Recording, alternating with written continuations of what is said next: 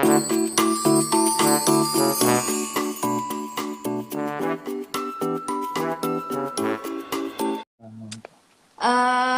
selamat siang Sobat Redaction. Semoga semuanya pada sehat ya.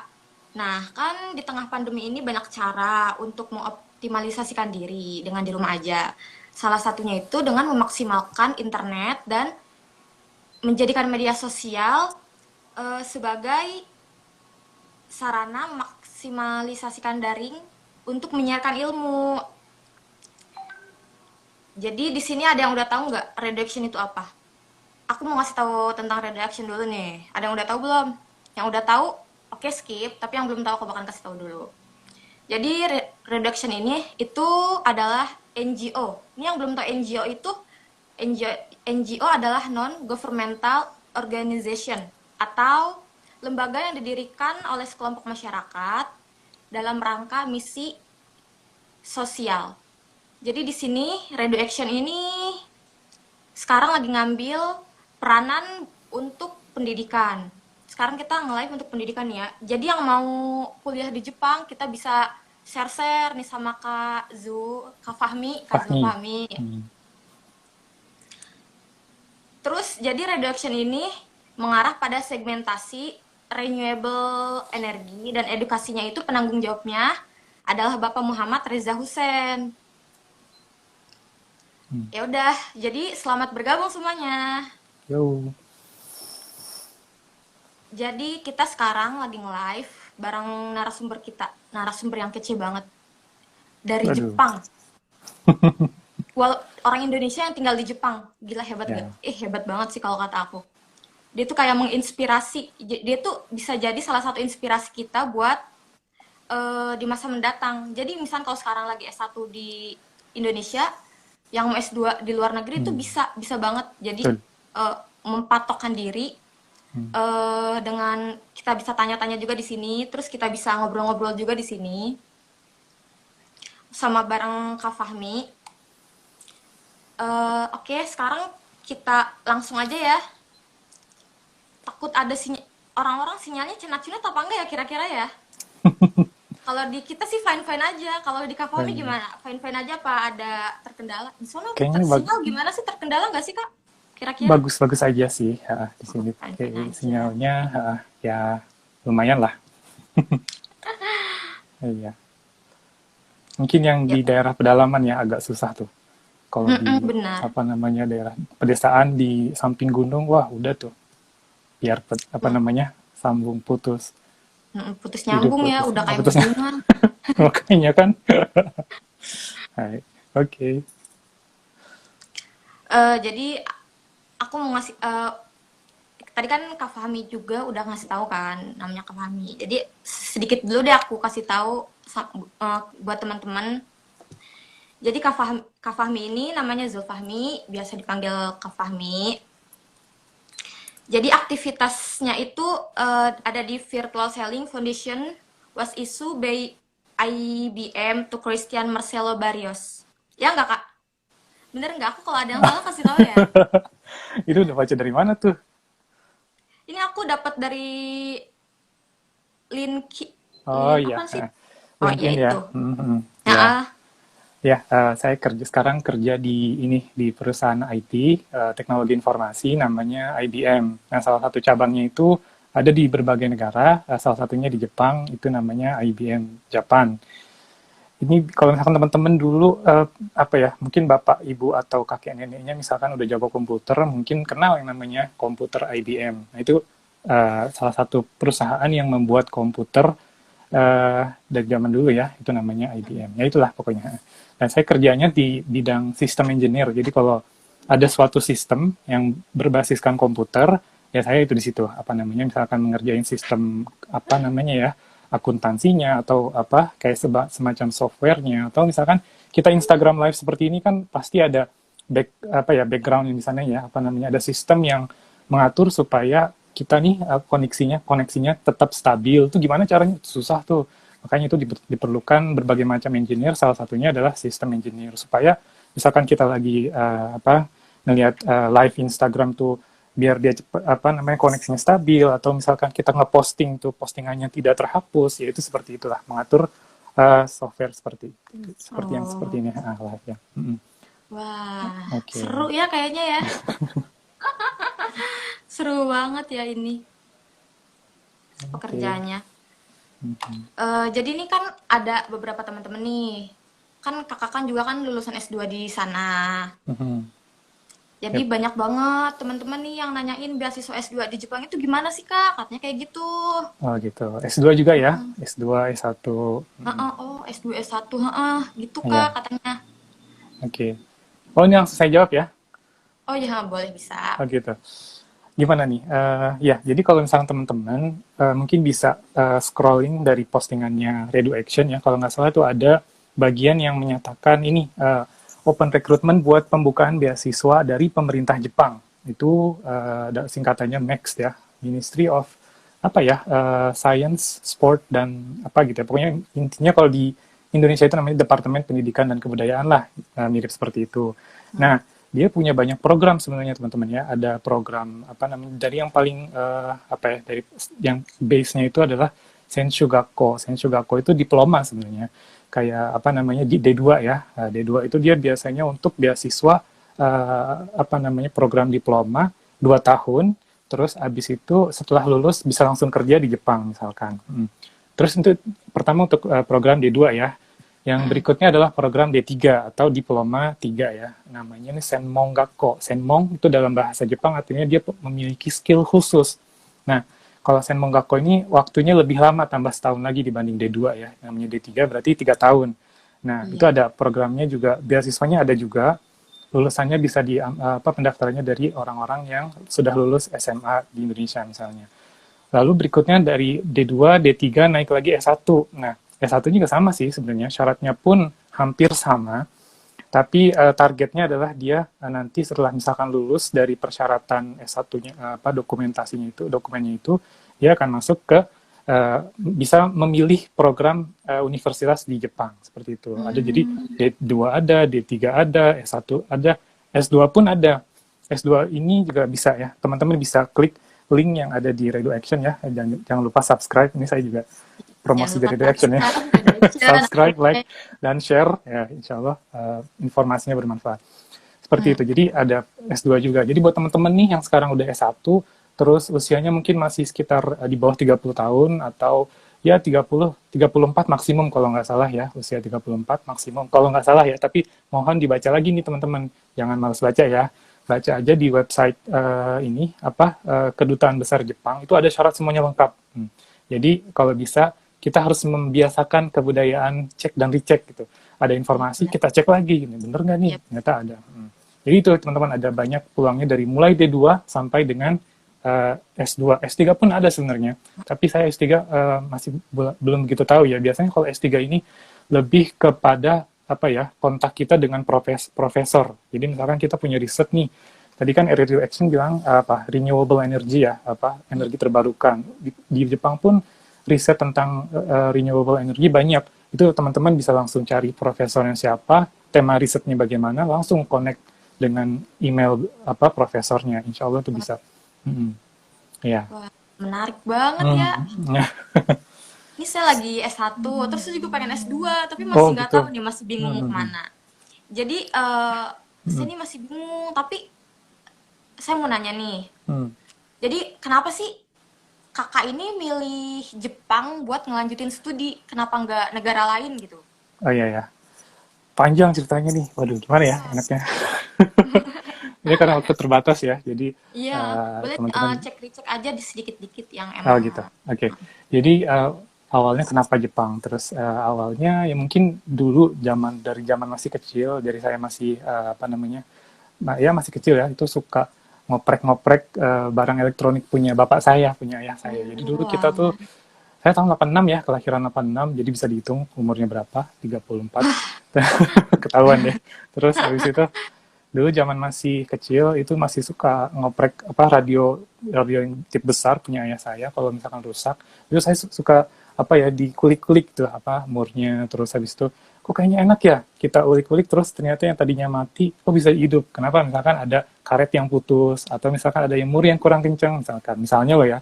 Terus habis itu dari situ saya mulai tertarik, wah kayaknya enak nih ngoprek-ngoprek barang, barang elektronik gitu. Dari situ saya mulai ada ketertarikan dengan dunia elektronika. Habis itu elektronika, saya suka nonton film animasi Jepang ya. Ada yang nggak suka film Jepang, mungkin misalkan kayak Doraemon, Dragon Ball, pasti tahu lah ya. Oh Atau iya. Detektif Conan, nah, itu terkenal lah itu. Dari situ ada muncul kayak semacam apa namanya film tentang robot Ashimo. Ada yang kenal nggak ya robot Ashimo? Ya. Robot Ashimo itu mungkin bisa dicari aja nih, robot Ashimo buatan Honda misalnya. Itu ada tuh. Oh. Nah dari situ saya tertarik nih, wah ini Honda, robot Honda ini teman-teman ya, kalau misalkan teman-teman bisa cari di Wikipedia, itu adalah awalnya merupakan proyek rahasia tuh, proyek rahasia dari apa suatu perusahaan Jepang yang namanya Honda. Honda kenal ya, Honda Kenal dong Astrea, Honda. Honda Bebek, Honda Impreza, banyak lah.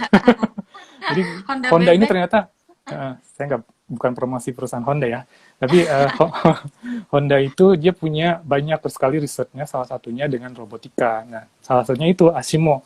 Nah, Ashimo ini proyek rahasia tuh teman-teman dari awal tahun 86 pas saya lahir ya. Terus abis itu dia mulai mengembangkan robot yang bisa berjalan dua kaki.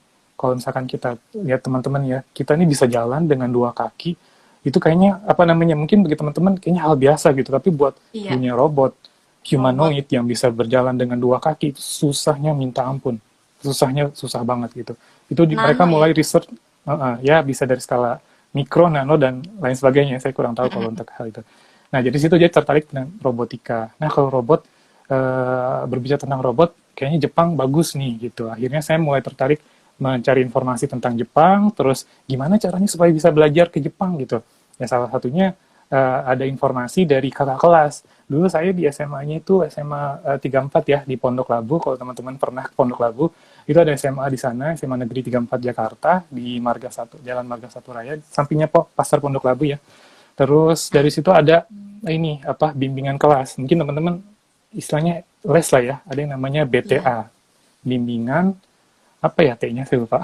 BTA 34. Dari situ ada kakak kelas yang bilang, nih adik-adik ada beasiswa loh namanya Monbusho. Dulu namanya Monbusho ya, sekarang Hmm. masih sama sih. Kalau bahasa Jepang itu Monbusho, tapi kalau di bahasa Inggris kan jadi MAX. MAX itu kan tadi Oh. ini ya, Ministry of Education sama Sport dan apa ya saya lupa ya. Seperti itu ya. Nah, dari situ saya mulai mencari informasi. Bedanya dengan dulu saya sekitar pas masih SMA itu kita website, internet itu jarang banget gitu, Pak. Kalau misalkan mau ke internet harus apa namanya, ke warnet dulu kita ya, harus beli apa ke warnet terus baca informasi dan lain sebagainya. Kalau sekarang kan tinggal buka HP, Instagram, udah bisa bebas, bisa bisa akses informasi sebebas-bebasnya. Dari situ saya mulai mencari informasi tentang beasiswa Monbusho. Ya, seperti itu dulu sih. Wah, berarti emang bener-bener dari kecil ya suka banget kayak dimulai dari istilahnya kayak anime ya nggak sih? Atau suka ngotrek-ngotrek Iya, gitu loh, iya betul. ngotrek-ngotrek. Heeh. Dan akhirnya suka robot.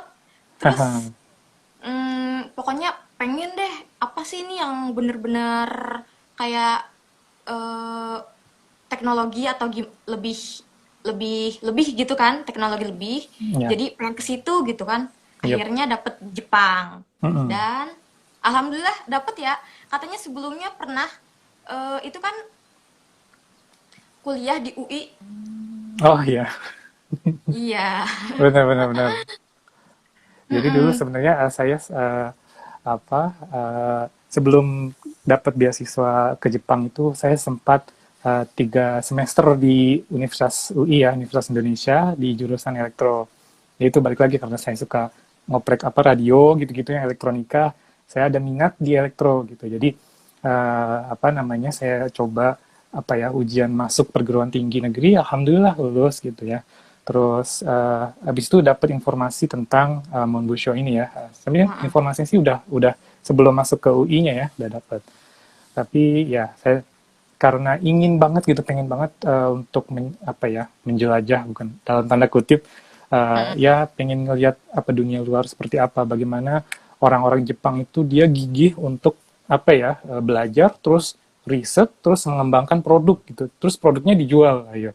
Ya kan kita kalau mungkin teman-teman nih ya buat generasi teman-teman milenial semuanya nih, kalau bisa kita mengembangkan apa menanamkan semangat dalam diri kita bahwa Indonesia nih negara kita harus bisa maju, harus bisa mandiri dengan apa? Dengan orang-orang mudanya, dengan anak-anak mudanya, dengan kita-kita nih, dengan teman-teman semua nih, dengan Mbak Mbak Nurul ya, ya. Iya. Dan juga teman-teman yang sekarang apa memantau Instagram Redo Action. Nah, Jadi dengar tuh kalau ya. ayo, Buat teman-teman ya, buat ayo. sobat-sobat redaction. Ya, ini udah banyak nih, udah ada 15 orang ya. Heeh. Ya, oke seperti itu.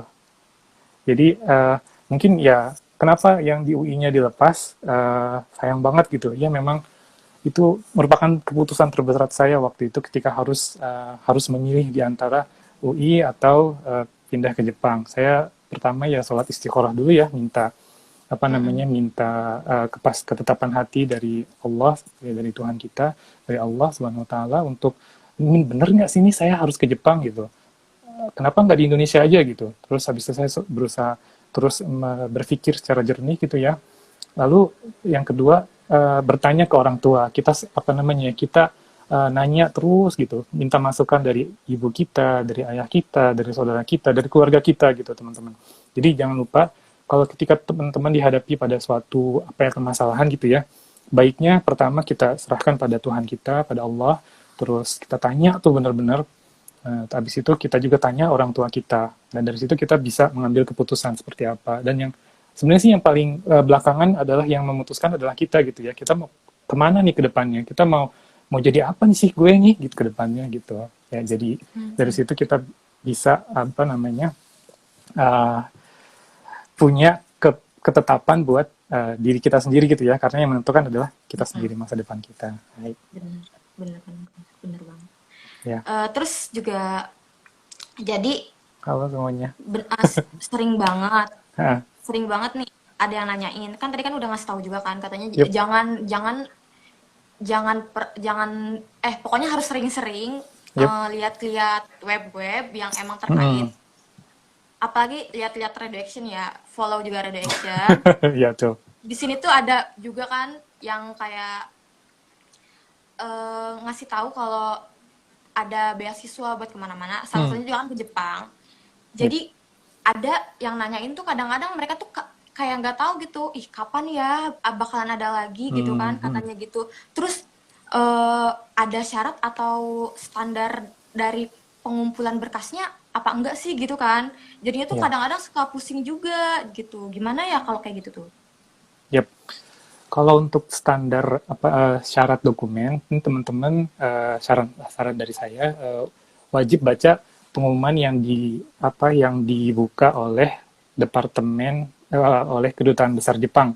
Jadi teman-teman nanti dari Reduction tolong di ini ya dimasukin linknya yang dari apa tuh program yang disebarkan dari Kedubes Jepang di Oke. Indonesia itu, mohon disebarkan linknya di situ. Teman-teman bisa baca nih kira-kira mau apply program yang mana, yang D2, D3 atau S1 itu silahkan dipilih.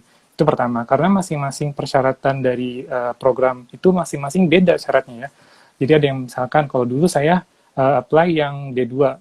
D2 itu dia mensyaratkan nilai rata-rata sekian. Saya lupa ya dulu kalau nggak salah 8,8 kalau nggak salah untuk D2. Itu saya coba diserahkan itu ini ya dipenuhi gitu. Ini dari Redo Action-nya kayaknya live ya.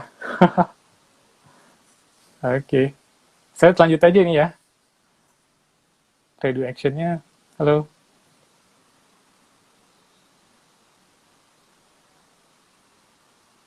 Oke. Ya, lanjut aja ya sambil sambil nunggu dari apa namanya dari hostnya datang, kita sambil cerita aja. Jadi untuk D2 seperti itu. Lalu untuk teman-teman ya, oh ini ada dari Sarah ya. Halo. Ya, kita bahas pertanyaan tadi dulu ya yang ada di sini ya. Yang pertama paling atas nih, waduh scrollnya jauh nih. Itu, hai, yang mana ya? Ada batas umur. Oh, kalau batas umur ada ya. Jadi teman-teman jangan lupa ada batas umur untuk mendaftar. Jadi nanti teman-teman dari Radio Action tolong dikirimkan link pendaftaran ya. Di situ nanti akan ketemu kalau nggak salah maksimum berapa ya? Aduh, mohon maaf saya lupa ya. Kalau nggak salah untuk S2 tuh maksimum 34. Aduh, mohon maaf saya nggak bisa ngasih tahu yang sebenarnya. Silahkan teman-teman baca di ini ya, di websitenya ya. Terus pertanyaan berikutnya apa nih ya? Dari Sarah ya, dari Sarah, Om Fahmi, apakah ada syarat setelah lulus agar bisa apply job di Jepang? Bisa. Jadi teman-teman, kalau untuk program yang D2 dan D3 dan S1 juga, itu biasanya memang setelah lulus bisa apply kerja, apa namanya, kirim aplikasi untuk kerja. Nah, bedanya dengan di Indonesia itu adalah ketika kalau di Indonesia ini, kalau di Jepang itu adalah kita aplikasi kerja dimulai 1 tahun sebelum lulus gitu. Misalkan, saya sekarang kuliah tingkat 3. Kan kalau misalkan mau lulus kan harus sampai 4 tahun ya. Kalau di Jepang itu ketika dia masuk ke tingkat 3, itu kita udah mulai cari kerja. Nah, cari kerja itu biasanya ada banyak. Misalkan ada yang buka apa namanya open recruitment, terus kayak semacam apa ya? Tuh kayak semacam ini apa namanya Setsumeka ya. Aduh, saya bingung nih ngomong bahasa Indonesia, maaf ya. Yaitu kayak apa namanya ada buka informasi untuk calon pegawai tahun berikutnya gitu. Nah, seperti itu. Dulu ya. Nah, terus kalau untuk yang D2, teman-teman juga bisa, D3 pun bisa gitu. Jadi ikuti sistem rekrutmen dari mereka seperti itu. Dan biasanya kalau teman-teman dapat rezekinya nih, ya insya Allah sih bisa masuk.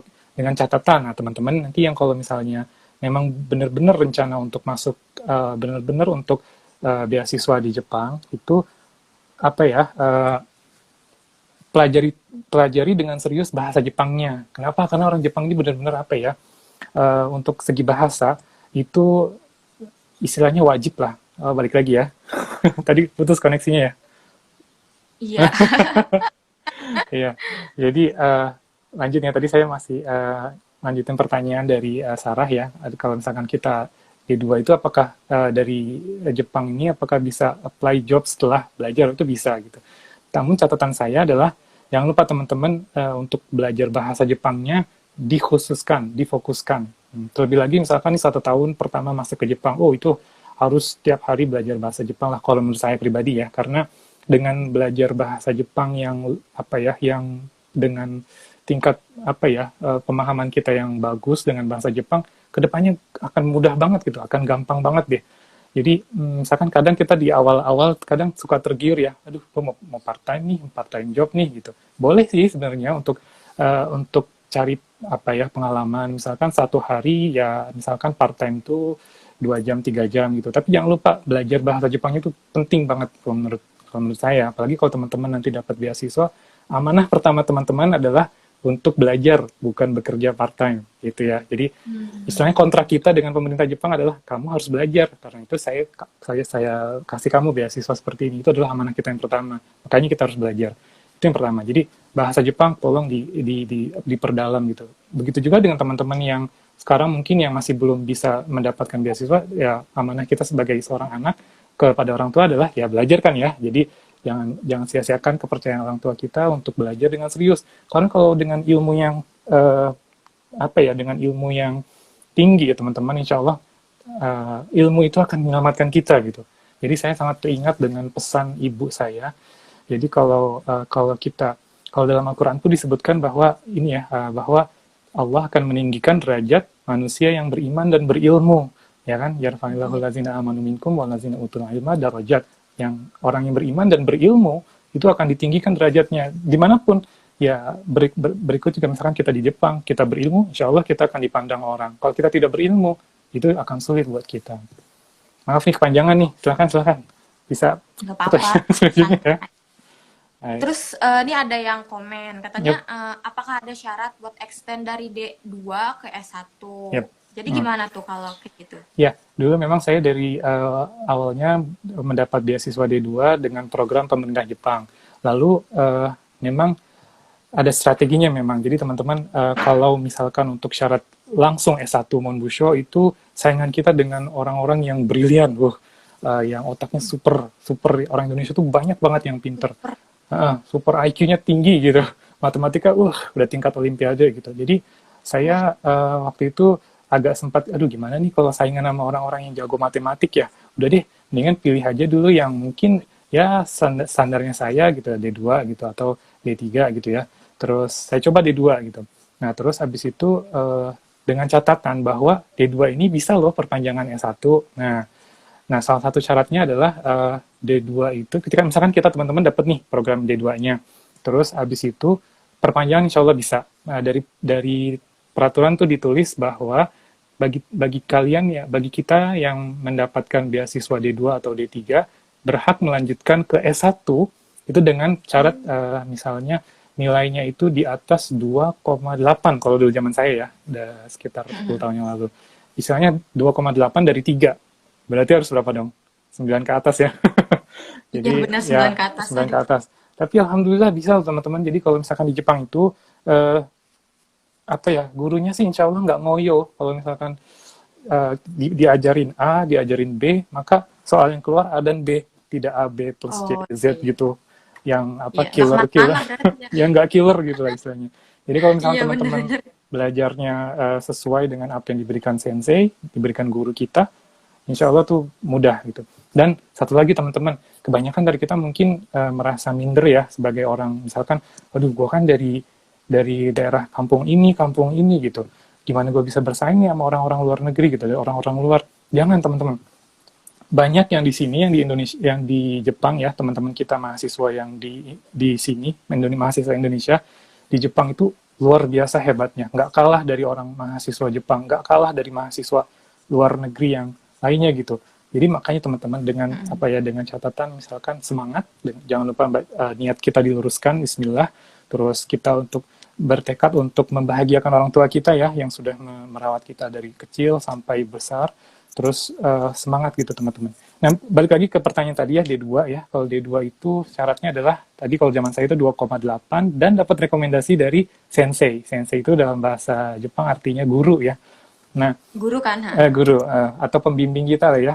Terus habis itu Oh, kita harus dekat juga, jaga komunikasi kita dengan guru kita. Apa namanya, kita harus ya ohayo sensei, selamat pagi sensei, kita tanya. Kita akrab dengan guru kita akrab dengan teman kita akrab dengan siapa aja. Insya Allah dari situ kita bisa minta rekomendasi dari pembimbing kita, terus nilai kita bagus, rekomendasi dapat, kehadiran kita juga bagus. Nah itu alhamdulillah. Waktu itu saya syaratnya lengkap situ udah langsung alhamdulillah dapat keputusan perpanjangan. Tapi dengan catatan juga, teman-teman kalau yang mau lanjut S1 itu harus lulus tes S1-nya. Ayo, gitu ya. Jadi ada syaratnya lagi ya. jadi misalkan kita mau perpanjangan, tapi belum dapat S1-nya gimana? Kan mereka mau ngasih beasiswanya gak bingung gitu. Tapi jangan khawatir teman-teman. Untuk yang D2 dan D3 ini, satu hal yang harus menjadi catatan adalah tidak semua universitas kadang menerima perpanjangan ya, ekstensi namanya. Itu jadi istilahnya itu harus dicari dulu universitas yang menerima perpanjangan. Waktu itu saya cari informasinya, ada tersebar ke seluruh Jepang tuh ada. Terus dari situ kita cari, kita ikut ujiannya. Ujiannya insya Allah mudah lah kalau untuk ekstensi ya. Asal teman-teman jangan lupa belajar ya, itu aja sih. Gitu. Jadi seperti itu ya. Nah, bagusnya di sistem di Jepang ya teman-teman, saya bukan memuji-muji Jepang ya, tidak. Tapi ya bagusnya itu adalah pendidikan di Jepang itu universitasnya cukup merata. Jadi misalkan nggak cuman bagus misalkan di daerah Tokyo, orang Universitas Tokyo bagus. Tidak hanya itu gitu. Jadi maksudnya level pendidikan di Jepang itu hampir bisa dibilang merata gitu. Misalkan jadi dari bagian atas Hokkaido sampai bagian bawah pun tingkat pendidikannya, istilahnya tingkat risetnya itu hampir merata gitu. Jadi bagus semuanya. Gitu. Jadi teman-teman kalaupun mau apply universitas yang di daerah pun tidak usah kecil hati karena memang sistemnya sudah bagus gitu. Jadi enak kita belajarnya. Yep. Berarti kayak gini ya, nggak ada di sana tuh nggak ada yang namanya universitas bergengsi, tapi semuanya juga sama dipukul rata, emang semuanya bagus gitu kan? Kalau universitas bergengsi ada, universitas swasta yang borjo, pinter-pinter ada, tapi ada juga yang kalau ada negeri murah, maksudnya cukup apa ya, kita standar kita, terus ratingnya juga bagus, kenapa enggak kan ya? Jadi kan, benar. Jadi kalau menurut saya di Jepang tuh bagusnya seperti itu, dan di negeri itu kalau universitas negeri di Jepang itu murahnya luar biasa murah. Ya terjangkau lah ya kalau untuk negeri. Bahkan kita bisa dapat beasiswa, bisa dapat potongan dan lain sebagainya. Dengan catatan teman-teman Nah, harus rajin belajarnya. Ya, iya benar. iyalah ya, itu mah pastilah ya. Kalau nggak rajin belajar, Iya, kalau mau ke Jepang gimana enggak sih? Ya harus belajar lah, ya gitu kan. benar. Sering-sering pantau radio Wajib. action. Nah, benar sering-sering pantau, follow, teman-temannya juga suruh follow sekalian. Ya, betul. Teman-teman semuanya di follow semuanya ya. Oke. Terus nih Kak, Mm, kalau kita eh, bahasa Jepang harus kan, harus bisa kan? Maksudnya mm. walaupun enggak gimana TOEFL, TOEFL. Buat TOEFL Oh, itu TOEFL ya. Mm. kalau kita ke Jepang apa emang ada syarat buat Mhm. TOEFL juga? Apa enggak? Apa gimana Kak? Oke, kalau teman-teman baca nanti ya, mungkin ada dari staff dari Radio Action yang ngepost linknya ini Radio Action. Mungkin Bang Reza bisa posting tuh apa link untuk S1, D2 dan D3-nya bisa diposting di chat kita biar teman-teman bisa langsung ke TKP-nya ya, tempat kejadian perkara. Jadi di TOEFL itu di syarat masuk ke Jepang itu TOEFL, TOEIC dan lain sebagainya itu kalau nggak salah opsi ya, opsional. Jadi tidak begitu apa menjadi maksudnya tidak wajib lah, tapi kalau punya itu bagus gitu. Dulu kalau pas zaman saya apply, saya jujur tidak ikutan TOEFL atau tidak ikutan TOEIC, tapi saya ikut TOEIC setelah dapat di Jepangnya gitu. Karena apa yang paling penting dari Jepang itu adalah pertama, teman-teman harus bisa bahasa Jepang, harus ngerti misalkan hiragananya, minimal hiragananya. Hiragana cara nulis A, I, U, Hmm, E, O gitu kan ya. Terus ada juga ya iya. katakananya juga ada kanjinya, kanji level sederhana aja nggak apa-apa. Hmm. Dulu kalau pas zaman saya Terus itu ya nggak apa-apa ya. Pas diumumin ah, mendapat kelulusan beasiswa Monbusho itu kita langsung ikut kelas intensif bahasa Jepang selama sebulan. Itu dulu ya. Tapi kalau nggak sekarang saya kurang paham. Mungkin pas COVID ini kayaknya teman-teman harus belajar dari rumah kalau nggak salah ya. Dan juga di tes bahasa Jepangnya itu kalau nggak di tesnya salah satunya di tes bahasa Jepang ya waktu itu ya. Yang sekarang ya. Jadi kalau bisa bahasa Jepangnya dibagusin. Karena memang Jepang ini unik ya, apa namanya nasionalismenya mungkin tinggi, sangat tinggi. Jadi bahasa asing ya bahasa negara sendiri diprioritaskan seperti itu. Iya. hmm, uh-uh. jadi Oke. ada yang nanya nih, Apa tuh? kakak dulu ikut ulangan Eju nggak? Katanya kayak gitu. Oh, Eju. Terus kalau iya, belajar untuk persiapannya gimana ya? Katanya kayak gitu. Jadi gimana tuh kak? Oke, kalau Eju saya nggak ikutan. Saya tidak ikut Eju, Oh, tapi saya ikut tes. Kalau nggak salah kalau bisa punya Eju itu lebih bagus tuh. Kalau tapi kalau nggak punya eju pun teman-teman misalnya syarat kelulusan syarat nilainya tercukupi, syarat apa dokumennya tercukupi, terus kita kirim dokumen ya kita tinggal apa namanya ikuti aja aturan main dari kedutaan besar Jepangnya gitu. Dan yang berikutnya adalah jangan lupa teman-teman persiapkan materi yang akan ditanyakan ketika soal seleksi gitu. Seleksi kayak kalau program saya D2 itu kalau nggak salah matematika, bahasa Inggris, dan bahasa Jepang kalau nggak salah. Gitu. Mungkin teman-teman kalau dari saya pribadi, teman-teman mungkin bisa coba kontak apa ya? Kalau di Jepang tuh ada yang namanya PMIJ, Persaudaraan Muslim Indonesia Jepang ya. Ini ada yang koneksi saya di sana itu menyediakan ini apa namanya soal-soal tahun lalu, soal-soal yang pernah keluar misalkan tahun 2009, 10, 11, 12 sampai yang terakhir tuh kalau nggak salah tapi wah, 2013 ya. Itu mirip-mirip soalnya teman-teman. Kalau misalkan yang D2 itu oh, biasanya tentang matematika dasar misalnya ada yang belajar kalkulus, integrasi terus turunan, ayo masih inget nggak? kalau saya pusing, Itu aduh ada ya seperti ampun itu. gimana?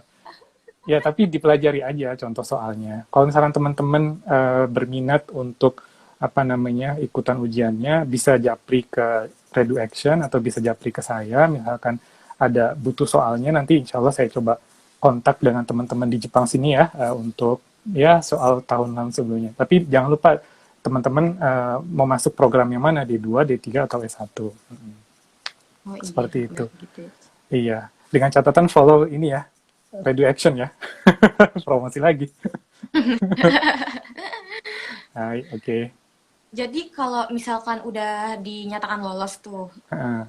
lolos, terus apakah diuji dulu kemampuan bahasa Jepangnya atau enggak, atau kita dikasih bahasa Jepang dasar dulu gitu? Kalau Itu dilakuin di Indonesia atau di Jepang? gitu ya, so desu ne. Kalau dulu pas dapat beasiswanya itu pengumuman kelulusan ya, kita Hmm. diberikan pendidikan bahasa Jepang. Tapi mohon maaf nih, untuk yang tahun ini, tahun 2020, saya kurang tahu informasinya ya teman-teman. Jadi mohon dibaca lagi detailnya tentang kalau misalkan dapat pengumuman kelulusan beasiswanya. Jadi mohon mohon teman-teman cek dan recheck selalu ya. Cek dan recheck selalu. Oh iya, kemampuan bahasa. Jadi eh, eh, teman-teman cek dan dicek lagi ya di kedutaan besar Jepangnya. Ini yang tadi TOEFL itu iya ya opsional kan, tidak wajib kan ya kalau kemampuan bahasa JLPT, TOEFL, IELTS sama TOEIC. Terus kalau EJU juga ini ya bagi yang tidak wajib juga kan EJU nih kalau misalkan teman-teman. Mm-mm. Tapi nilai plus lah kalau misalkan punya itu plus insya Allah ya bisa Punya. jadi bahan pertimbangan. Oh, satu lagi teman-teman. Jadi kalau misalkan setelah ujian tertulis, waktu itu saya ada wawancara. Nah, loh, wawancara kan. Waktu itu wawancaranya dari kedutaan besar Jepang. Itu orang Indonesia sekitar dua, kalau nggak salah ya, dua atau tiga orang. Dan satu dari pihak kedutaan besar orang Jepang. Oh, Jepang ya. Terus waktu itu namanya siapa yang saya lupa. Habis itu ya kita diwawancara gitu. Mungkin yang menjadi kunci buat teman-teman ketika nanti diwawancara atau mempersiapkan bahan wawancara adalah pertama eh, apa namanya ya, pokoknya jangan gugup ya. Mungkin gugup ada, rasa nervous pasti ada lah semua. Ini saya aja sekarang nervous Iya. banget nih. Tapi kita Sama dong. Saya juga nervous nih. tarik nafas ya, tarik nafas yang dalam-dalam. Terus ya kalau misalnya teman-teman Muslim, Rabbi Shrahli, Sodri, wa Yassirli Amri, wahlul 'uqdatam min lisani yafqahu qawli itu ya, baca doa itu. Terus habis itu ya udah kita apa namanya kita jawab apa yang ditanya oleh uh, interviewer kita. Namun itu saja tidak cukup sebenarnya teman-teman. Teman-teman harus punya kayak semacam apa ya contekan dulu gitu sebelumnya kita mengira-ngira nih kira-kira pertanyaannya seperti apa. Mungkin buat masukannya adalah pertama apa yang teman-teman mau lakukan di Jepang gitu. Apa motivasinya gitu ya. Kalau bisa motivasinya yang apa ya misalnya yang disesuaikan dengan minat dan bakat teman-teman. Lalu teman-teman mau berbuat apa dengan Benar kemampuan tuh. yang teman-teman punyai. Misalkan saya nih ya, saya dulu pingin di bidang komputer.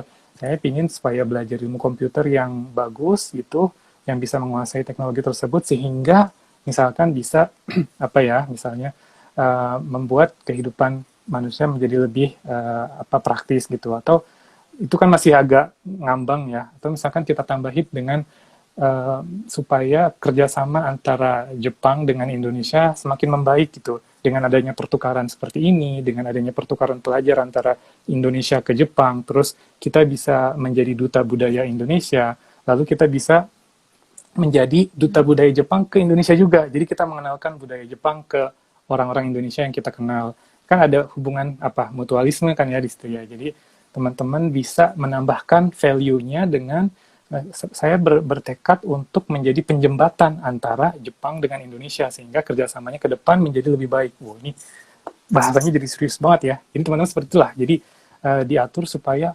bagaimana kita terlihatnya kita itu bisa confidence, percaya diri dan memiliki nilai tambah antara Indonesia dengan Jepang seperti itu. Dan yang satu lagi sih sebenarnya teman-teman ya, jadilah diri kita sendiri sih sebenarnya. Kita nggak perlu mencontoh orang lain. Ya maksudnya kita nggak perlu Mutualisme harus ya seperti benar. orang itu. Kita saya adalah unik gitu. Maka nilai keunikan saya adalah seperti ini A, B, C, D seperti itu dan kita komunikasikan dengan orang lain gitu supaya yang lebih bagus. Dan ini sih harus banyak latihan memang, banyak latihan di depan cermin ngomong. Ntar samping kita ibu kita ngomong ngapain lo gitu. Latihan interview mah gitu misalkan. Oke. Okay.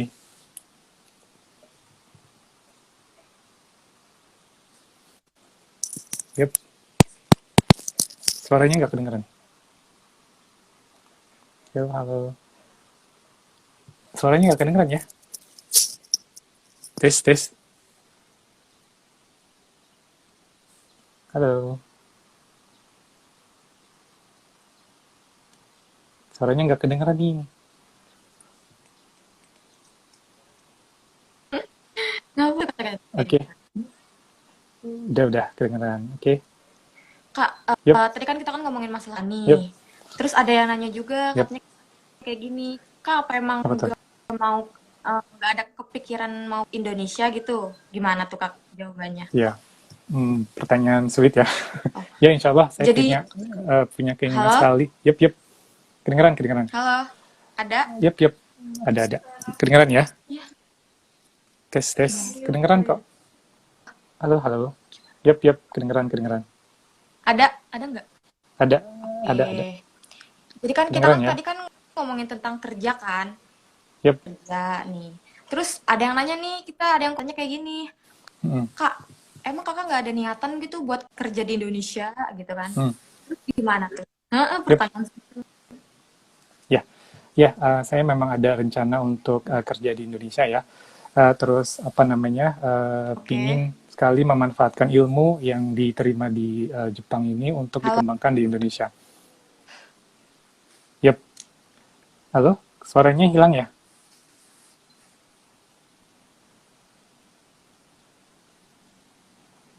Halo, tes, tes. Kedengeran?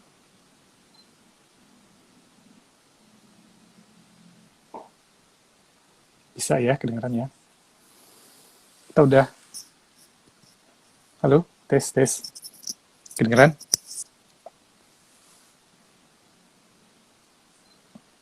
Halo? halo, Yap, deh kedengeran.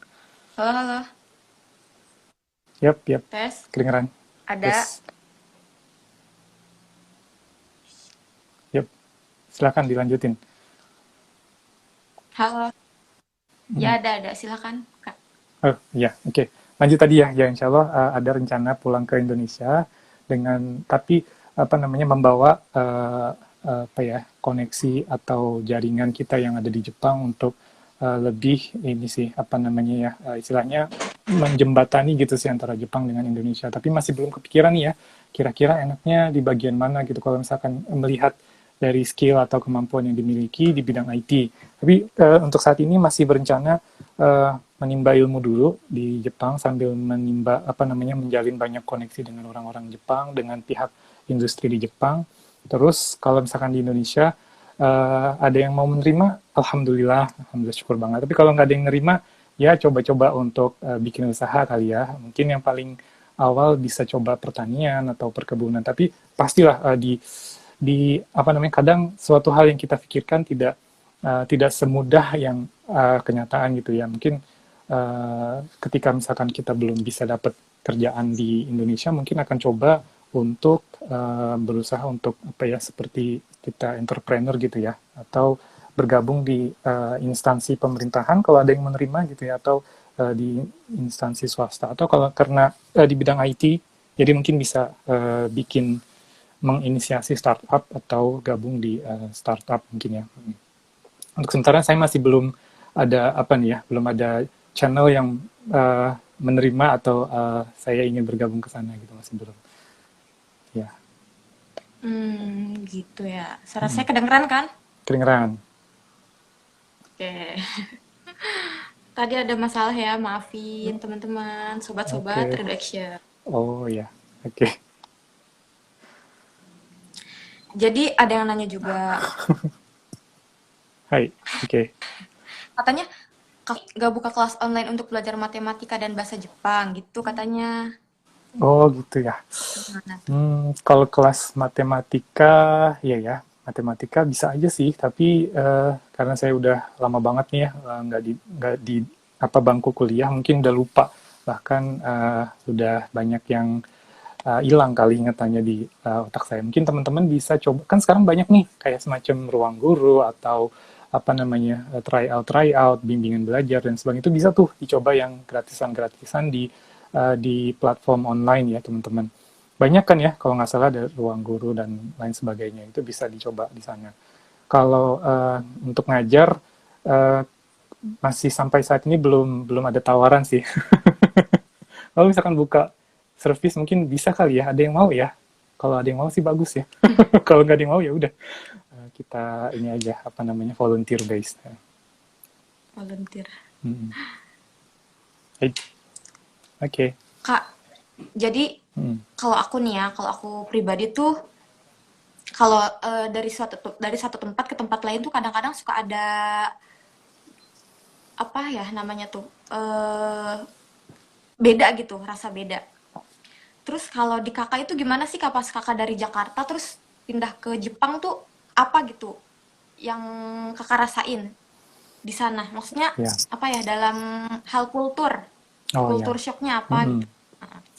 Oke, pertama yang tahun saya ke Jepang itu tahun 2006 ya, bulan April tanggal 3 kalau nggak salah 2 atau 3 ya. Itu pas bertepatan dengan musim semi ya, teman-teman. Jadi teman-teman kalau misalkan ngelihat di Instagram saya kadang ada apa sakura dan lain sebagainya, itu sekitar 2-3 bulan yang lalu itu pas bertepatan dengan musim semi. Terus suhunya masih agak dingin ya, kalau di Jepang tuh bulan 3 bulan 4 itu masih agak dingin. Mungkin sekitar berapa ya, 10 sampai 18 derajat. Jakarta berapa ya? 31 ya? 30, 28 seperti itu ya. Nah, terus kalau di Jepang itu memang kebudayaannya mungkin ya, kalau yang di Tokyo itu agak sedikit individual gitu. Maksudnya ya lo gue gitu kan. Jadi siapa lo siapa gue gitu kan. Jadi kita agak kalau di Tokyo mungkin agak sedikit individualis dan apa namanya ya, ya seperti itulah. Mungkin bagi yang apa namanya sering kumpul sama teman terus sukanya sosial, mungkin agak sedikit aduh gimana nih gue ke depannya gitu, agak sedikit bingung. Nah, memang kalau di culture shock di Jepang itu pertama yang paling saya hadapi adalah pertama makanan. Jadi nyari makanan halal tuh susah. Dulu ya, tahun 2006. Dulu loh ya. 2006, sekarang berapa? 2014 tahun yang lalu. Eh, kita cerita tahun 2006 ya. Itu makanan halal tuh agak sulit di Jepang. Adapun misalkan kombini kayak Sevel, terus Family Mart atau Lawson, itu ada, tapi misalkan kayak onigiri gitu, apa nasi kepel itu ada sih memang, atau coklat-coklat tuh ada. Tapi yang halal tuh agak lumayan sedikit gitu teman-teman. Jadi kalau misalkan, aduh gue pengen makan nih lapar, tapi nggak ada yang bisa dimakan, aduh kan kasihan ya. Maksudnya Kelaparan, jauh-jauh gue ke kelaparan Jepang nggak terus. bisa makan gitu. Terus ya seperti itu. Ya, mungkin yang pertama culture-nya shock itu adalah makanan. Yang kedua adalah kalau misalkan saya dulu zaman kuliah di Depok, di UI, itu kan banyak ya musola atau masjid. Kalau misalkan kita Ramadan, itu enak di mana-mana bisa berhenti ke masjid, terus wudhu dan sholat sunnah dan sholat wajib misalkan. Kalau di Jepang, susah teman-teman dulu ya, dulu 2006. Sekarang beda. Jadi seperti itu. Jadi shocknya seperti itu. Apa saudara kita Muslim tuh, misalkan saudara keluarga kita pertama sulit untuk bertemu secara fisik ya, itu yang pertama. Makanan juga. Terus habis itu kalau misalkan dalam hal ibadah mungkin kita nggak bisa sebebas dulu ketika di Indonesia. Jadi maksudnya sholat yang di masjid itu ya masjidnya sedikit ya seperti itu. Mungkin buat teman-teman yang misalnya seperti itu mungkin bisa disiasatin. Yang pertama harus cari teman. Maksudnya kayak misalkan kita di Indonesia punya sahabat gitu ya, minimal sahabat lah. Sahabat yang bisa diajak untuk temen apa ya, ngobrol. Terus kalau misalkan yang muslim bisa diajak sholat berjamaah gitu, seperti itu. Jadi dengan adanya temen itu kita bisa apa ya, bisa terobati gitu kerinduan kita dengan orang tua kita, dengan apa ibu bapak kita, dengan adik kakak kita, dengan keluarga kita, seperti itu teman-teman ya. Itu yang culture shock ya, seperti itu sih, budaya Indonesianya agak-agak kurang gitu di Jepang. Tapi bagusnya di Jepang adalah mereka disiplin. Mereka dengan waktu itu sangat tepat waktu sekali. Mungkin teman-teman tahu ya tentang kereta atau bis di Jepang itu 1 menit beda aja gitu dengan yang dijadwalkan tuh dia dibilang telat. Bayangin 1 menit. Kalau di Indonesia mungkin bisa lebih kali ya. Tapi ya mungkin kebanyakan mungkin di Indonesia makin ada perbaikan, itu yang harus kita dukung terus. Indonesia bisa kok maju, Indonesia bisa kok tepat waktu, dengan catatan semuanya harus berusaha gitu ya. Nah, semuanya harus berpositif lah, apa sih namanya, semangat ya untuk merubah nih. Semangat, semangat. Kita bisa kok Betul. kita bisa kok nyaingin Jepang gitu. Intinya sih belajar dimanapun, asal kita punya semangat dan etos kerja yang bagus, insya Allah bisa. Hai, apa mikrofonnya jatuh ya? Oh enggak. Eh, Hai, terus banyak yang nanya nih, apa tuh? katanya kalau dari beasiswa ini nantinya Hmm. bisa milih universitasnya yang udah emang ditempatkan Hmm. atau justru malah universitas tertentu, Kak. Oh gitu. Kalau untuk yang Mm-mm. S1, oh ini kita udah mau 1 jam ya. Ntar takutnya live-nya bisa mati sendiri nih. Ntar kalau misalkan mati kita ada ulang lagi ya. Makasih ya. Oke. Iya. Oke. Udah dikasih tahu, makasih. Makasih. Oke. Terus apa tadi ya? Oh, untuk universitas ya. Jadi untuk universitas itu teman-teman nih yang pilih jurusan S1 itu bebas untuk menentukan universitas yang mau dituju. Dengan catatan teman-teman Hmm. sebelumnya cari informasi dulu nih, misalkan saya jago di bidang akuntansi, saya jago di bidang ilmu sosial, saya jago di bidang fisika, ilmu matematik misalkan. Itu teman-teman cari dulu informasi universitas yang menerima jurusan tersebut gitu. Dengan catatan semua teman-teman harus punya informasi sebelumnya. Nah, setelah itu ya udah kita ikut ujian untuk masuk ke universitas tersebut gitu. Nah, kalau untuk yang D2 atau D3, itu kalau nggak salah nantinya ketika kita lulus, dinyatakan lulus dari dari pemerintah, dari kedutaan besar, itu pas zaman saya tahun 2006 itu sudah ditentukan nama sekolahnya gitu. Jadi kita hanya bilang saya berminat di jurusan komputer, saya berminat di jurusan grafis, desain grafis. Nanti akan dicarikan sekolah yang minat dan penjurusannya itu sesuai dengan apa yang kita pilihkan gitu, D2 dan D3 ya. Tapi untuk Oh, sekolahnya ditentukan oleh pihak kedutaan karena itu kedutaan. dari Departemen Pendidikan itu mereka kontrak langsung dengan sekolah-sekolahnya tersebut gitu. Jadi nanti anak-anak Oh. muridnya kita-kitanya akan dimasukkan ke sekolah tersebut seperti itu. Tapi mohon Jadi teman-teman jangan berarti lupa kayak ditanya lagi nanti apa? tapi mohon ditanya lagi ke ininya, ke kedutaannya ya, untuk pastinya gitu. Hmm, hmm. Mm-mm. Berarti gini ya, Kak. Berarti kalau S1 kita masih bisa milih universitas nih. Terus kalau Yep, S2 kita baru kayak ditempatkan di universitas tertentu gitu kan, Kak? Sesuai dengan apa yang kita mau tuju gitu. yep, Gitu kan, Kak? yes, ya betul. Oh iya. Hmm, Terus kalau jurusan nih, buat jurusan kan biasanya kan kalau orang hmm, kuliah itu tuh prospeknya itu pasti kayak eh, kerja kerja kerja gitu. Terus hmm, kalau di situ jurusan apa aja yang prospeknya pas kita hmm. lulus itu kita bisa gampang nyari kerja.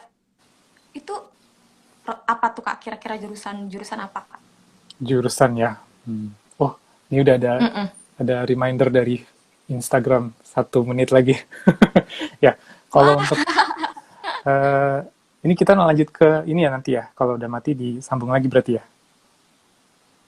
Oke, jadi untuk pekerjaan, jadi teman-teman pada dasarnya sih untuk semua jenis pekerjaan di Jepang itu sedang sangat membutuhkan pekerja. Mereka di Jepang ini kekurangan tenaga kerja, bahkan sampai ada pembukaan kayak misalkan perawat, terus juga tenaga tenaga train skill, misalkan teman-teman dari kejuruan atau dan lain sebagainya itu dibuka sekali peluangnya untuk tenaga kerja asing.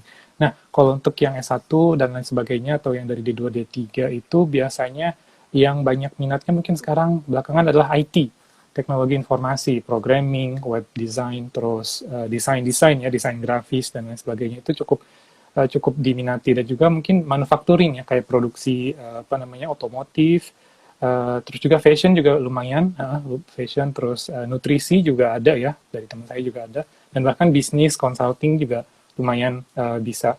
Maksudnya pekerjaan ada, tapi basically semuanya bisa ya, semuanya ada bukaannya dari peluang kerja dari yang dibutuhkan oleh orang Jepang. seperti itu. Ini kita 10 detik lagi mau habis, berarti online lagi ya? Yap, teman-teman, mohon maaf. Ini tadi 1 jam sudah berlalu. Ini episode kedua. Sambil nunggu. Oke, redo action. Yap, Ya, yap, halo. halo, udah. Oke, Mm-mm. oke. Gimana? Lanjut. Lanjut, Pertanyaan lanjut. berikutnya. Baik, oke. Sambil nunggu ini, yang lain. Atau bagaimana? Oke, nggak apa-apa. Kita lanjut ya. Oke. Jadi tadi jurusan apa, Kak? Oh, jurusan.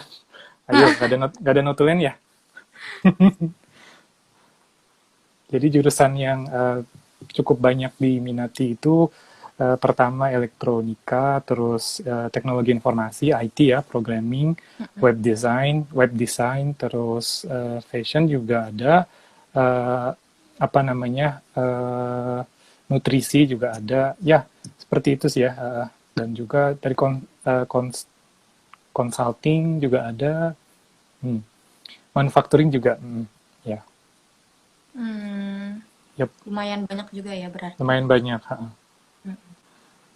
Yep. Lumayan banyak tapi saya kayak nggak Apa? tahu. Nggak ini ya, apa namanya? Belum, belum. Iya. Apa ya? Biasanya jurusan yang diambil sekarang apa? Aku sekarang lagi ngambil jurusan ilmu hukum. Ah, hukum. Hukum ya. Mm-mm. Hukum mungkin di bidang ini kali ya, masuk ke perusahaan biasanya. Di bagian misalnya legal di perusahaan itu juga lumayan banyak loh di apa namanya dibutuhkan. Ini ada pertanyaan nih, mau nanya, Iya. kalau nilai rapot yang dijadikan persyaratan berpengaruh dengan pilihan.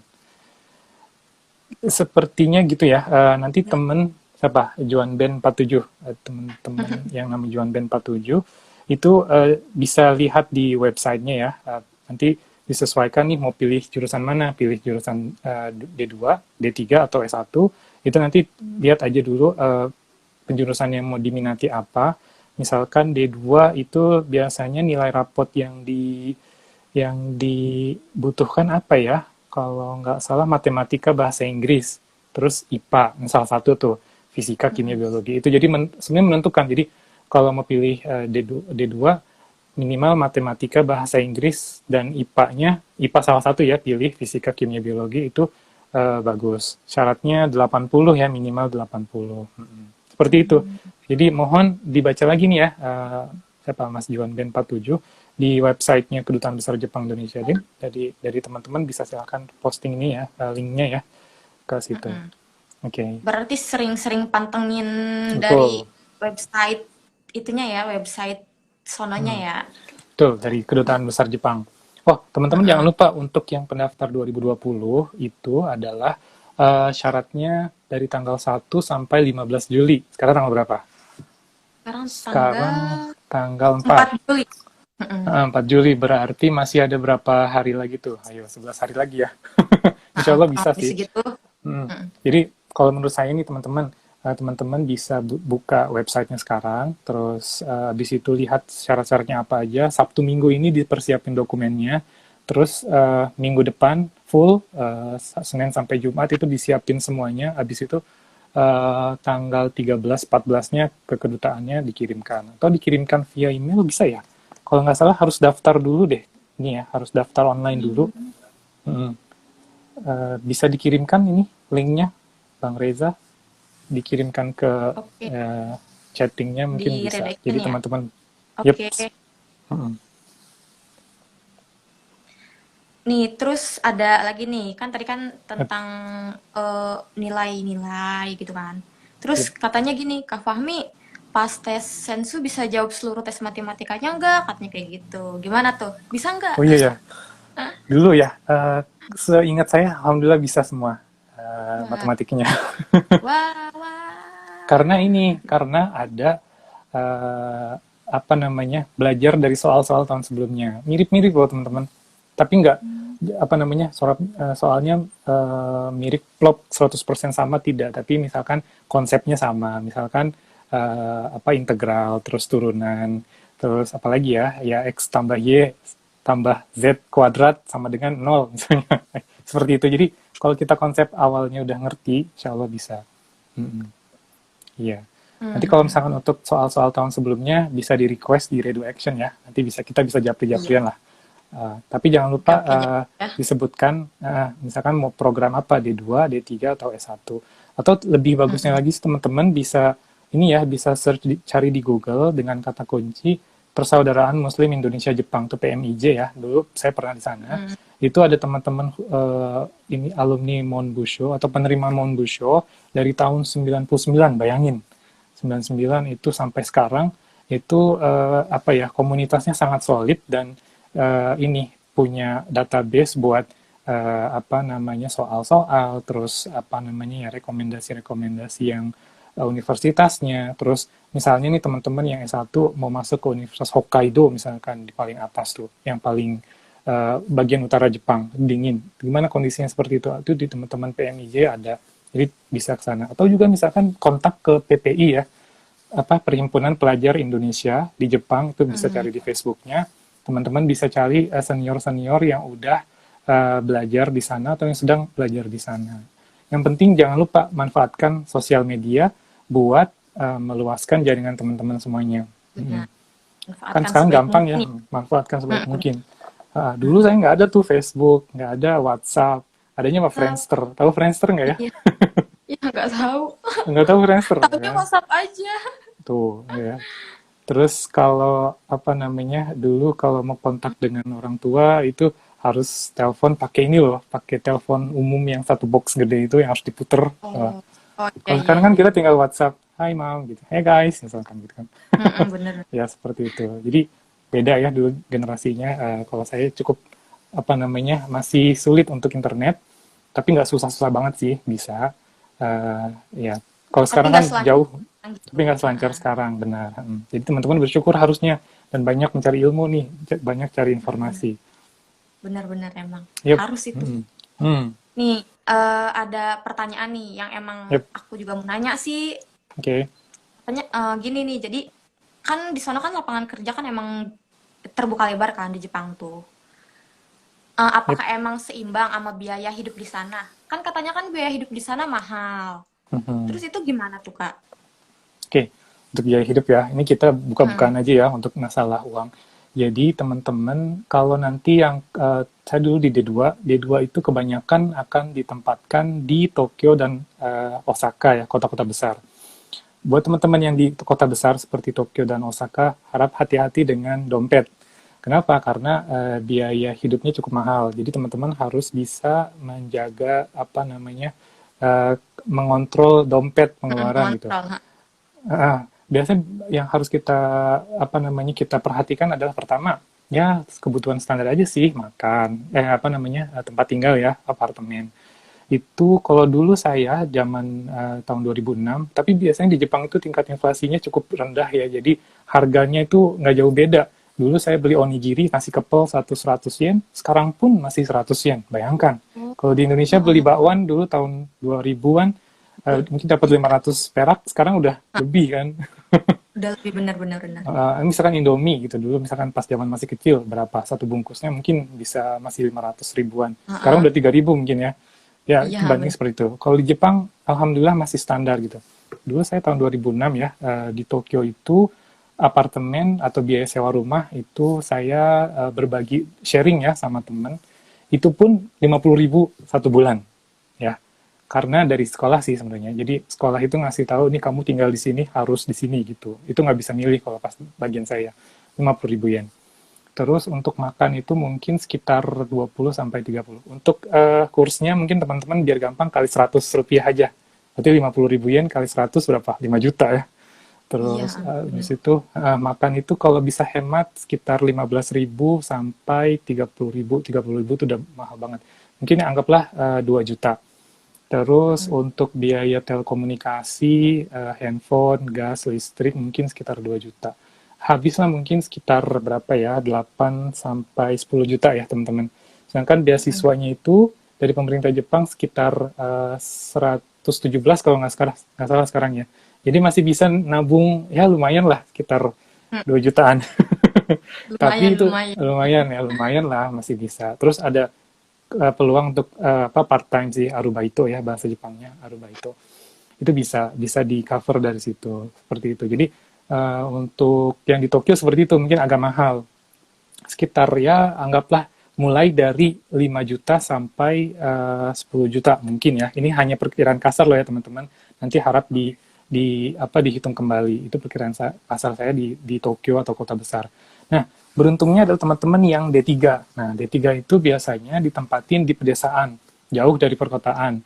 Dan biasanya tempat tinggal itu sangat murah, teman-teman.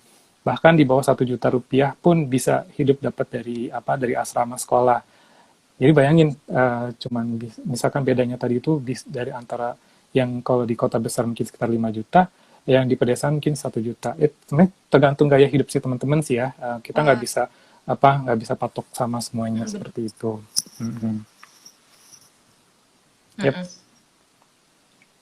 Yang penting kan harus tahu Gimana? yang mana kebutuhan sama yang mana yang penting kan harus tahu kebutuhan pokok sama kebutuhan yang nggak terlalu perlu gitu kan. Iya, betul sekali. Emang harus benar-benar pengalokasian uangnya gitu. Benar, harus kasih waktu Plek dan ketiplek lah pokoknya. Mm-mm. apa itu? Plek ketiplek. Hai, Jadi oke. Oh, ini ada pertanyaan ya. S1 kalau teknik kimia. Teknik kimia juga ada kok. jadi Teknik kalau di kimia. sana tuh Teknik kimia ada juga. Oke, perkumpulan lanjut. mahasiswa Indonesianya gimana Kak? Waktu kakak lagi itu deh. Kalau perkumpulan mahasiswanya yang paling banyak itu membernya dari PPI ya, Oh iya Perhimpunan Pelajar benar-benar. Indonesia, PPI Jepang. Atau kalau kita di Tokyo ada juga yang misalkan kalau yang muslimnya misalkan mau puasa, terus mau buka bareng, terus sholat bareng itu ada yang namanya PMIJ. Di situ kita bisa Oke, apa ya? Ada mau mentoring juga dijawab dulu ada. yang teknik kimia apa gimana Kak? Yep, iya. Nah, ini gabung tadi ya pertanyaan tentang teknik kimia. Teknik kimia ada juga kok. Bahkan Jepang tuh produk-produk kimia seperti kao, terus apa namanya biore itu kan dari Jepang ya. Itu banyak dipakai di sana. Jadi teman-teman yang punya peminatan di kimia pun sangat terpakai di sana ya. Uh, Baterai-baterai gitu seperti apa namanya renewable energy, energi dan hal sebagainya itu sangat banyak di Jepang. Yep. Oke, lanjut silahkan.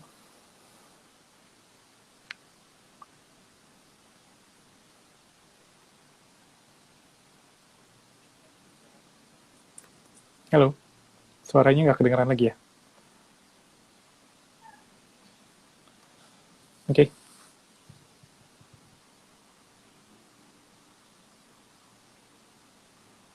lapangan kerja di Jepang. Nggak kedengeran nih dari hostnya, dari Nah, Radio Action. katanya Kak Fahmi Nah, mudah.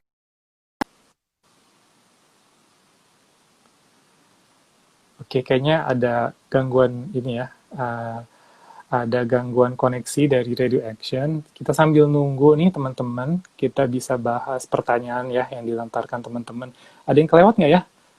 Pas ini mau nanya kalau nilai rapot tadi udah, terus tes bahasa matematiknya udah, terus kalau pilih engineering nilai fisikanya harus bagus.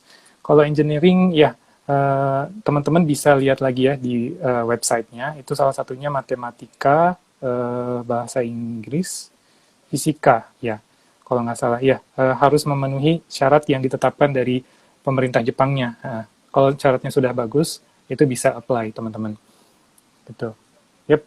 Terus berikutnya ya, lapangan kerja di Jepang terbuka lebar. Apakah memang seimbang dengan biaya hidup di sana? Yang katanya mahal, Kak.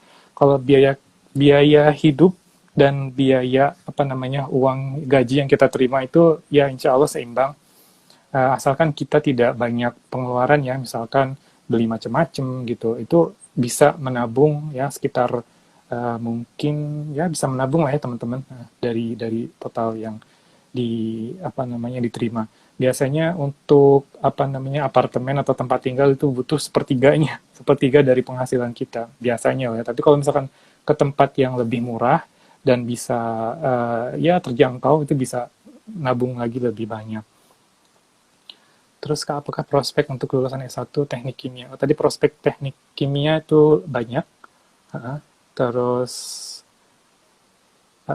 jadi jangan khawatir buat teman-teman yang punya keahlian di bidang kimia. Terus soal bahasa Inggris. Bahasa Inggris ya. Bahasa Inggris kalau menurut saya, udah gabung lagi ya. Ini sambil jawab pertanyaan nih. Ya. Tadi untuk bahasa Inggris, ini bahasa Inggris menurut saya tidak terlalu sulit ya. Kalau teman-teman sudah punya misalkan sertifikasi TOEIC dan TOEFL sebagainya, itu mungkin lebih mudah, terasa mudah. Yep. Lanjut lagi ke pertanyaan.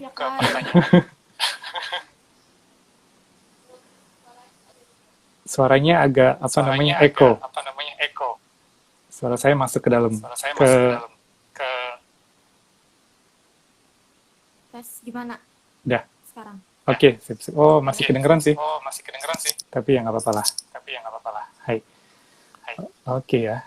Lanjut ke pertanyaan dari siapa nih? Asri Hanifah Putri. Kalau kerja part-time biasanya setelah pulang kuliah.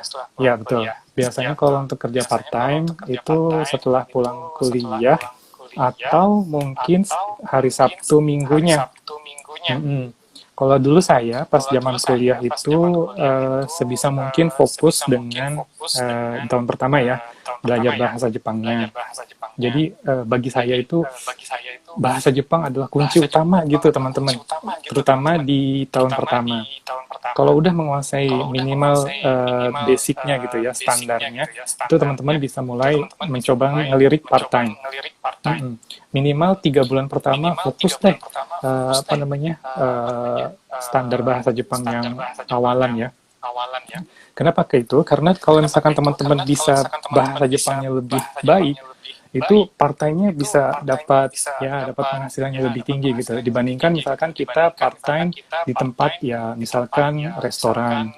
Kalau kita punya bahasa Jepang yang lebih tinggi, itu kita bisa part-time di tempat misalkan ngajarin bahasa Indonesia ke orang Jepang, ngajarin bahasa Inggris ke orang Jepang. Itu gajinya double. Jadi istilahnya ada nilai plus, ada gaji plus. betul. Jadi teman-teman punya ilmu bahasa Jepangnya, terus teman-teman bisa dapat gaji lebih besar. Maksudnya dengan 3 bulan, misalkan 1 tahun lah fokus bahasa Jepang, istilahnya teman-teman investasi ke diri sendiri untuk yang lebih baik ke depannya. Tapi kalau mau coba arubaito part-time, itu pun bisa. Tapi saran dari saya pribadi adalah pertama bahasa Jepang. Belajar dulu yang difokuskan. Oke. Tapi oke. Silakan. Oke. Udah nggak apa, silakan. Nggak apa-apa. Gini. Ini ada pertanyaan nih dari JST_Vivin. Suaranya double katanya nih. Iya. Sekarang masih apa nggak nih? Kayaknya masih ya. Gimana? Coba saya matiin dulu ya dari radio action-nya ya. Saya ini dulu ya. Tergabung ya.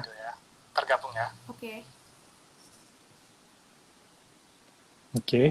Sambil nunggu dari radio action untuk gabung, ini mau pertanyaan tentang dari JST Vivin ya. Untuk peluang diterima antara bidang saintek dan sosial human, sama kah atau justru lebih diutamakan bidang saintek? Kalau ini gimana ya? Iya ya. Yang diutamakan itu mungkin kebijakannya tiap tahun mungkin berbeda kali ya. Mohon maaf nih, saya masih belum bisa ngasih pendapat untuk yang hal ini. Tapi yang banyak itu adalah di bidang saintek memang. Di bidang ilmu pengetahuan alam gitu ya. Karena memang mungkin Jepang ingin apa ya, menarik banyak apa namanya SDM-SDM yang bagus dari Indonesia atau dari negara ASEAN untuk bidang sains. Tapi jangan berkecil hati buat teman-teman yang sosial, karena banyak juga yang ilmu-ilmu sosial seperti ekonomi, ilmu-ilmu seperti apa namanya komunikasi, literatur, terus seni juga ada ya, musik pun ada, terus apa masak-masak pun ada, desain, terus fashion juga banyak. Seperti itu. Oke. Apalagi ya, kalau minta soal-soal tahun sebelumnya, ya, kalau mau minta soal tahun sebelumnya bisa, teman-teman bisa nanti japri ke Redo Action atau bisa japri ke saya atau bisa cari di ini ya, di internet itu ada bisa cari yang namanya PMIJ, Persaudaraan Muslim Indonesia Jepang, atau PPI juga bisa ya, coba tanya di sana, minta soal. Tapi mungkin bisa japri ke Redo Action ya nanti, biar bisa dikirimkan. Oke. Ini udah ada request lagi.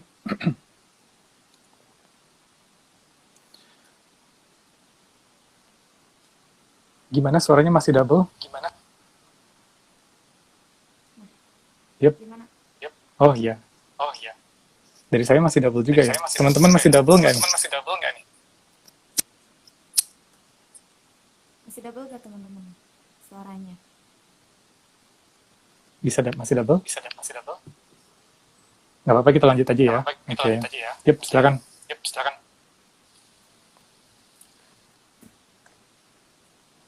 Oh, masih double ternyata. Masih. Kenapa ya? Lanjut aja deh. Lanjut deh. Masih double. Aku mau nanya lagi ya kak ya. Yep. Jadi pas kakak di sana tuh, pas kakak di Jepang, ada nggak sih masa-masa yang buat Sirin. putus asa? Maaf.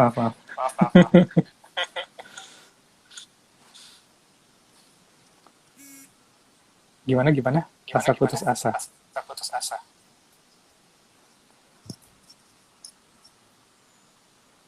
Baik. Tes bahasa Jepang. Apakah ada standar minimalnya? Tes bahasa Jepang ya. Ini masing-masing tahun mungkin berbeda kali ya teman-teman. Untuk tahun ini biasanya level N berapa ya? N4 atau N5 ya. Teman-teman coba cari di website Kedutaan Besar Jepang ya. Yep, yang penting kalau saran dari saya, mungkin teman-teman bisa fokus untuk belajar JLPT tingkat N5 dan N4. Kalau itu udah bisa tesnya, bisa menguasai bahan-bahannya, mungkin teman-teman lebih mudah. Yep.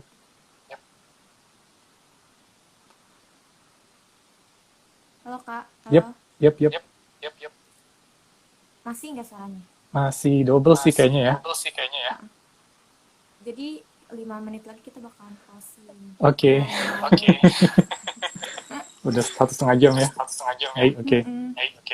Kurang lebih. Jadi yang terakhir mau ada statement closing atau gimana kak?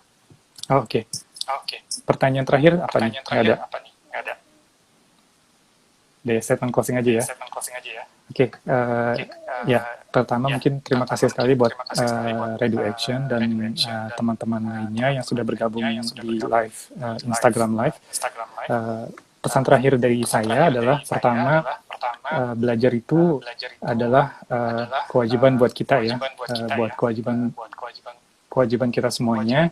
Terus teman-teman jangan lupa untuk terus bersemangat belajar, dimanapun itu sebenarnya belajar bisa dilakukan ya, maksudnya nggak mesti harus ke Jepang. Ketika kita bisa belajar Jepang, wah keren, belum tentu juga. Yang penting teman-teman, dimanapun teman-teman belajar, melanjutkan studinya, itu adalah keputusan yang terbaik dan kuncinya ada di teman-teman semuanya. Nah, apabila teman-teman ingin punya keinginan untuk lanjut ke Jepang, itu silahkan bisa cari informasi di Kedutaan Besar Jepang ya, websitenya ada. Nah, terus di situ yang paling penting adalah ketika teman-teman punya ilmu, maka ilmu itu akan melindungi teman-teman, akan menjaga teman-teman semuanya. Jadi mari kita berusaha bersama-sama untuk meningkatkan ilmu kita juga, dan juga jangan lupa kepada orang tua kita ya, karena orang tua kita, bapak ibu kita yang sudah mungkin bersusah payah ya ngasih banyak apa namanya pada kita dari segi makanan, biaya dan lain sebagainya. Itu amanah kita adalah untuk berusaha sebaik mungkin membalas baik budi bapak ibu kita, meskipun tidak akan pernah terbalas ya, jasa baik ibu kita, jasa baik ayah kita, seperti itu. Dan niatkan semua teman-teman ketika belajar, kita niatkan untuk beribadah ya, karena dengan niat ibadah seperti itu, maka tidak akan sia-sia usaha teman-teman semuanya. Ketika kita berniat untuk beribadah, maka kita dapat semuanya tuh. Dapat pelajarannya juga, dapat ilmunya, dapat rezekinya insya Allah. Terus ya diridhoi oleh Allah, diridhoi Tuhan kita. Seperti itu aja. Jangan lupa untuk terus semangat, semangat terus ya. Nah, orang-orang Indonesia pinter-pinter, terus kita tuh sebisa mungkin percaya diri. Teman-teman percaya diri dengan kemampuan yang dimiliki oleh teman-teman semuanya. Ya, itu aja. Sekian dari saya.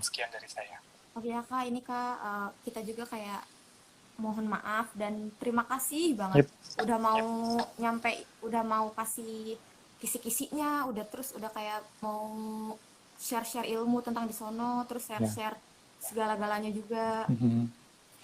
Mohon maaf banget ya Kak, ini tadi kita tergendala 1-2 hal. Nggak apa-apa. Mudah-mudahan kita bakalan ketemu di next waktu yang lebih baik. Buat teman-teman nanti yang lulus Monbusho, jangan lupa say hello ya. Saya ada di Tokyo, mudah-mudahan bisa ketemu, insya Allah, di Indonesia atau di Jepang ya. Dimanapun ya. Oke, bye-bye. Assalamualaikum warahmatullahi wabarakatuh. Waalaikumsalam warahmatullahi wabarakatuh. Yup.